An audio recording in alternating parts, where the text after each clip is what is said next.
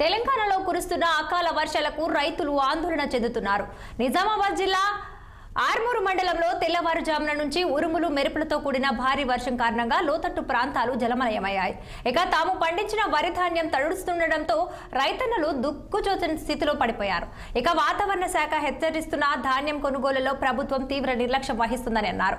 ఇక అధికారులు స్పందించి తడిసిన వారి ధాన్యాన్ని రైస్ మిల్లర్స్ కు పంపి రైతులు నష్టపోకుండా చూడాలని కిసాన్ మోర్చా రాష్ట్ర నాయకులు నూతుల శ్రీనివాసరెడ్డి ప్రభుత్వాన్ని కలెక్టర్ను కోరారు. ఈరోజు ఉదయం 4 గంటల నుంచి ఈ జిల్లాలో 6 ఏరియాలో ఇప్పటి వరకు అయితే పూర్తి స్థాయిలో భారీ వర్షాలు పడతా ఉన్నాయి.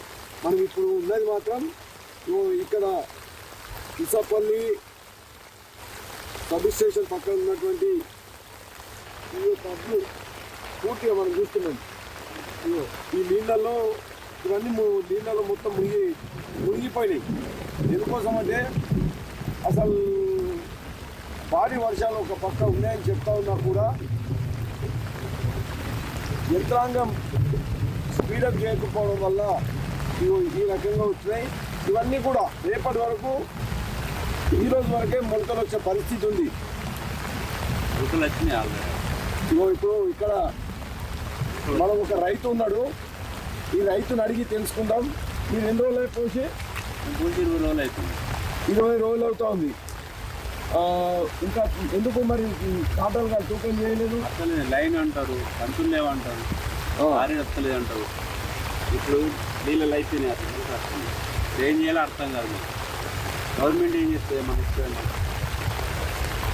ఇప్పుడు రైతు 20 రోజులు అవుతా ఉందట. ఇప్పటి వరకు వారు కాంట తూకం వేయలేకపోయారు. వర్షంలో పూర్తిగా తడిసిపోయింది. మేము నష్టపోతున్నాం, మా నష్టాన్ని ఎవరు భరిస్తారు అనే రైతు తమ ఆవేదాన్ని నిలబోస్తూ ఉన్నారు. నేను ఈ ప్రభుత్వాన్ని అడుగుతా ఉన్నాం, అయ్యా దయచేసి ఇప్పటికైనా ఈ తడిచిన ధాన్యాన్ని యథావిధిగా వెంటనే తూకాలు వేసి యుద్ధ ప్రతిపాదికన రైస్ మిల్లర్స్ పంపించవలసిందిగా ఈ ప్రభుత్వాన్ని కోరుతా ఉన్నాం. లేకుంటే రైతులు ఆత్మహత్య చేసుకునే పరిస్థితి ఉంది కనుక దయచేసి ఇప్పటికైనా తడిచిన ధాన్యాన్ని వెంటనే యుద్ధ ప్రతిపాదికన కొనుగోలు చేయాలని చెప్పి ఈ ప్రభుత్వాన్ని డిమాండ్ చేస్తుంది. సూర్యాపేట జిల్లా